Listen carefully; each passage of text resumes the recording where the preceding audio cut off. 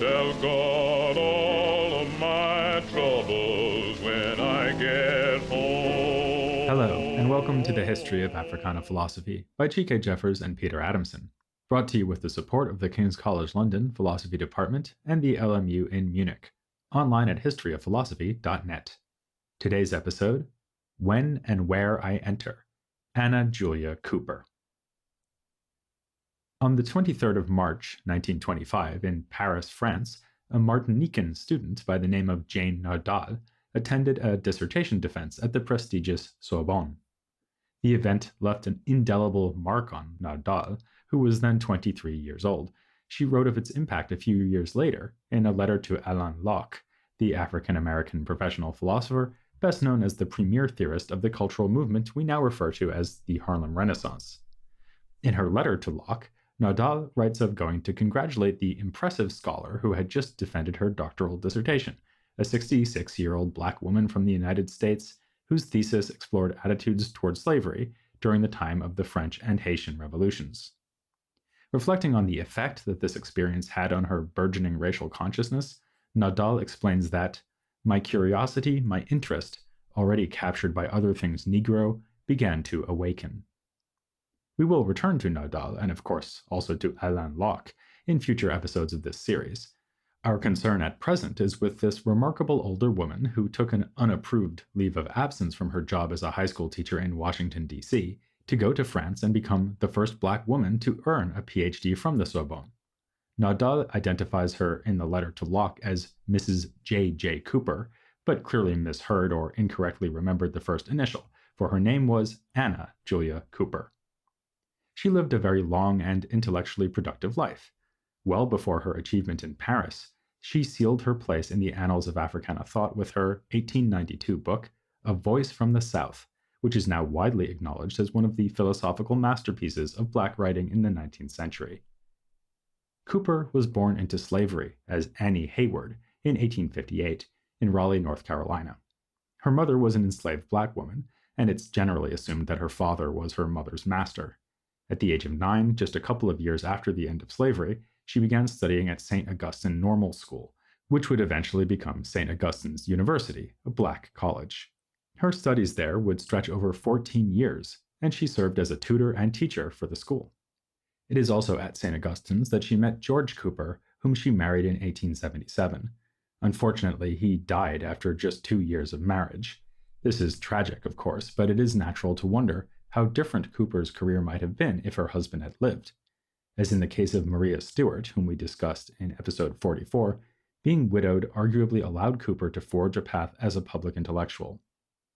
She earned a bachelor's and then a master's degree in mathematics from Oberlin College in Ohio, and eventually ended up in Washington, D.C., which is where she lived most of her life from the late 1880s all the way until her death at the age of 105 in 1964. For much of this time, she taught at the M Street High School, later renamed after the poet Paul Laurence Dunbar, and for some of the early years of the 20th century, she was the school's principal. It was during the early years of her time as a teacher that Cooper gave us A Voice from the South. Its uniqueness is evident from the book's preface, entitled Our Raison d'être. Here, Cooper uses both musical and legal analogies to explain the significance of her intervention. Within the Silent South, as the white writer George Washington Cable had critically called the region, there is what Cooper calls the muffled strain, a jarring chord and a vague and uncomprehended cadenza that is the Negro. But then, furthermore, she writes, of that muffled chord, the one mute and voiceless note has been the sadly expectant black woman. This description of the black woman as a voiceless note can be connected to Cooper's choice to label the first of the book's two parts, which is the part that focuses most on women in general and on black women in particular, soprano obbligato.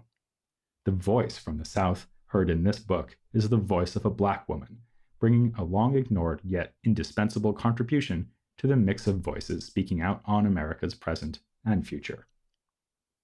Switching to the metaphor of a courtroom, in which attorneys on opposite sides dispute the colored man's inheritance, while barely paying attention to what this black client has to say, Cooper writes, "One important witness has not yet been heard from.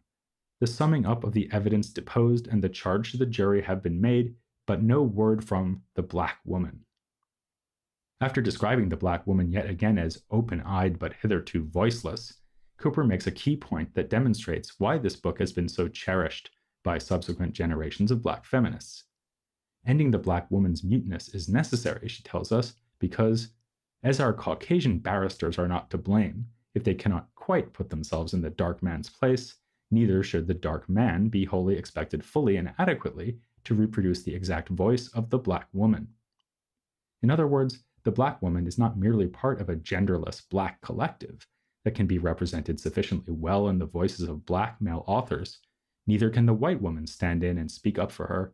The black woman's experience is unique, which is why it is necessary to listen to her. The first chapter of A Voice from the South is called Womanhood, a Vital Element in the Regeneration and Progress of a Race. The earliest of Cooper's major writings, it was initially delivered as an address to a gathering of black Episcopalian clergy in 1886. One especially noteworthy and much quoted sentence from this chapter is considered to be among the most insightful statements of black feminism ever articulated. We'll leave you in suspense for a bit and lay out the context of the remark before quoting it. The chapter begins with an extended reflection on the relationship between social progress and the treatment of women. Taking a breathtakingly broad perspective, Cooper pursues this topic through a comparative global history spanning millennia. Yet this starting point is also troubling, as she posits a divide between East and West that homogenizes the East in order to criticize it and glorify the West. She subsumes cultures from China to Turkey under her sweeping judgment that, in Oriental countries, woman has been uniformly devoted to a life of ignorance, infamy, and complete stagnation.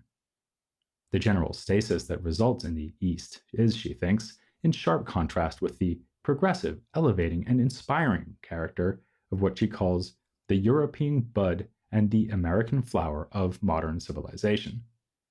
Cooper's metaphor seems to suggest that America is the culmination of all the world's progress and thus beyond reproach. Culmination it may be, but America is far from perfect in her view. To the contrary, she is careful to note that our satisfaction in American institutions rests not on the fruition we now enjoy, but springs rather from the possibilities and promise that are inherent in the system, though as yet perhaps far in the future. What is it that makes America special anyway?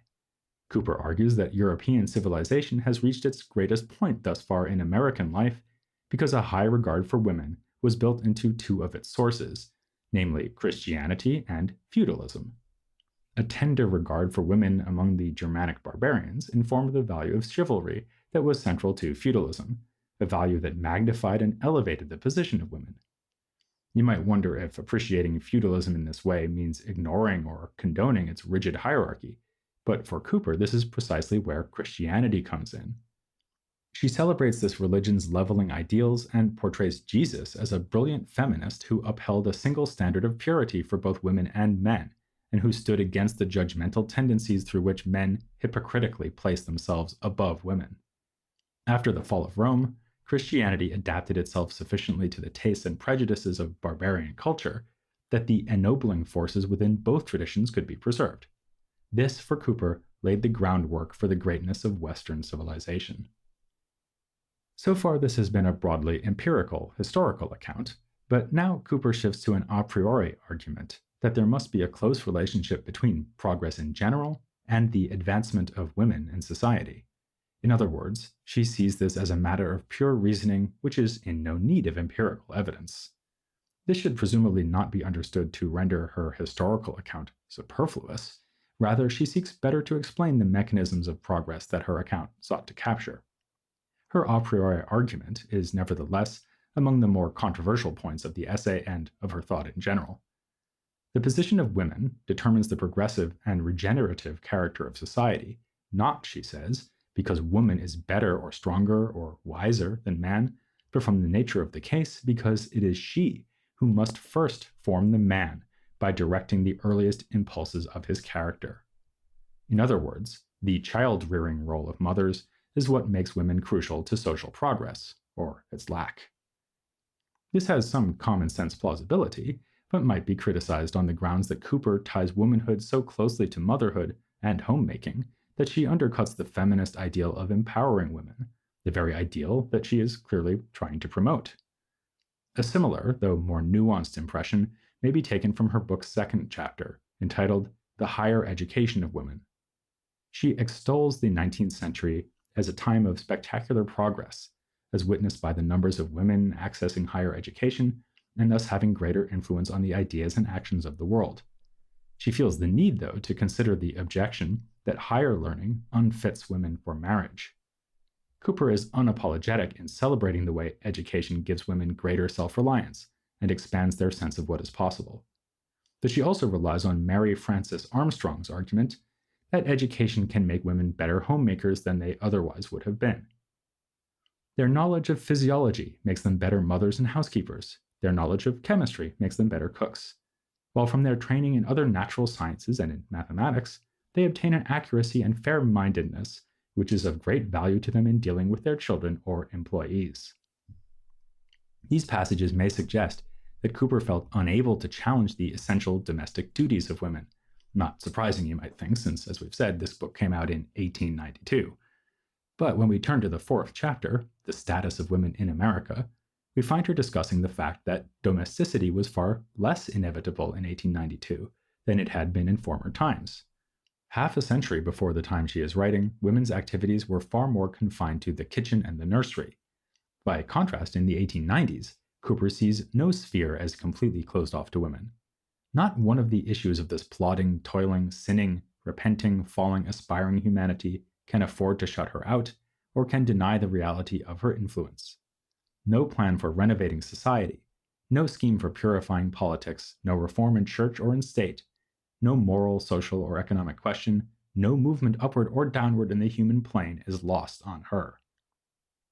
While Cooper does not disavow the important role of mother and homemaker highlighted in the first chapter, she here affirms more clearly than ever that women can and should be involved in affairs outside the home on an equal footing with men.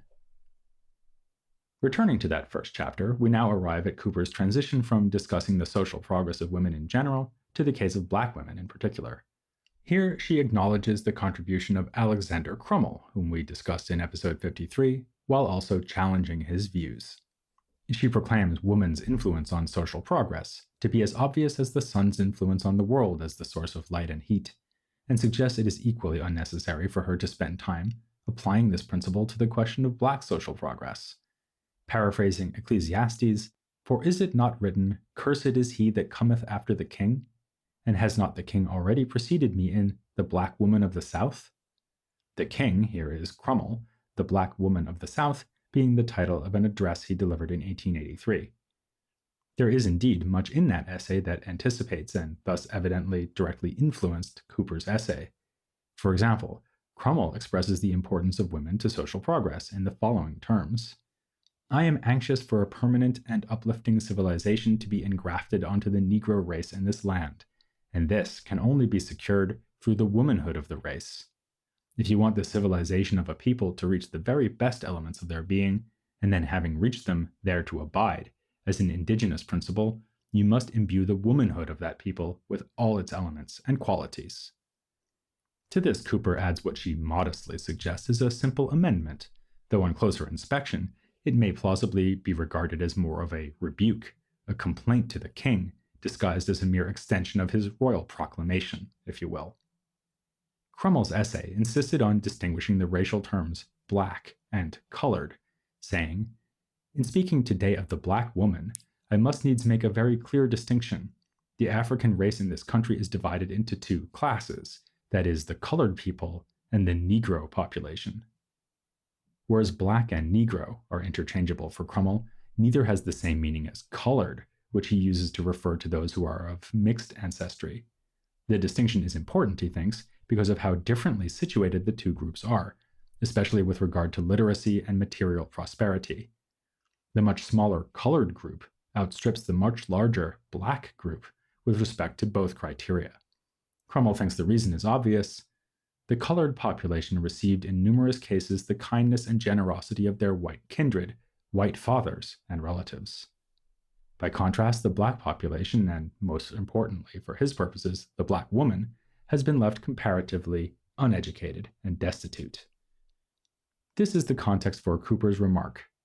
I would beg, however, with the doctor's permission, to add my plea for the colored girls of the South, that large, bright, promising, fatally beautiful class that stands shivering like a delicate plantlet before the fury of tempestuous elements, so full of promise and possibilities, yet so sure of destruction. Cooper, herself a colored girl, or rather colored woman in this sense, is not just adding what was left out by Crummell, but rather rejecting his treatment of those in this category as straightforwardly privileged. Against his emphasis on the kindness of white progenitors and kin, she describes the colored girl as often without a father to whom they dare apply the loving term, often without a stronger brother to espouse their cause and defend their honor with his life's blood, in the midst of pitfalls and snares, waylaid by the lower classes of white men, with no shelter, no protection nearer than the great blue vault above, which half conceals and half reveals the one caretaker they know so little of. It should be noted that Cooper does not consistently adhere to Crummell's terminological distinction. The very title page of A Voice from the South describes its author as a black woman of the South, not a colored one. And Cooper includes Crummell, who was definitely and proudly on the black side of the distinction, in a list of colored men in the book's 6th chapter. The very fact that black and colored are usually roughly synonymous for Cooper underscores that her point in this passage is indeed to engage critically with the doctor, as she calls him. And Cooper is not done taking on great black thinkers of the recent past. Having expressed her dissatisfaction with Crummell, she next turns her attention to Martin Delany.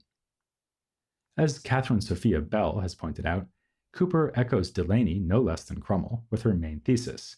Much earlier than Crummell, Delany already wrote, "No people are ever elevated above the condition of their females. Hence the condition of the mother determines the condition of the child. To know the position of a people, it is only necessary to know the condition of their females, and despite themselves, they cannot rise above their level." We cannot be certain whether Cooper knew of this passage from Delany's 1852 book, The Condition, Elevation, Emigration, and Destiny of the Colored People of the United States. Even if she did, this is not why she brings him up. Rather, Delany is for her the perfect example of a black male leader who regularly presents himself as representative of the race in its entirety. This is the Delany targeted by the memorable comment attributed to Frederick Douglass, one already mentioned in our episode on Delany. "I thank God for making me a man simply, but Delany always thanks him for making him a black man." Writing in 1886, so shortly after Delany's death in 1885, Cooper gives us an example of this tendency on his part, while once again bringing up the matter of mixed or unmixed racial identity. The late Martin R. Delany, who was an unadulterated black man, used to say when honors of state fell upon him, that when he entered the Council of Kings, the black race entered with him, meaning, I suppose, that there was no discounting his race identity and attributing his achievements to some admixture of Saxon blood.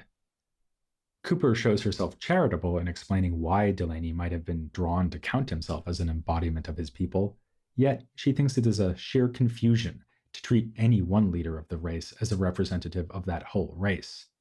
This is a distraction from the real mechanisms of progress.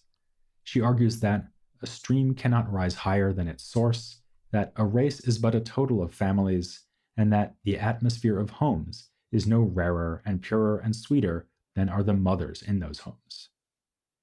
All of this leads finally to the phrase we promised to quote, the one for which she is now most famous.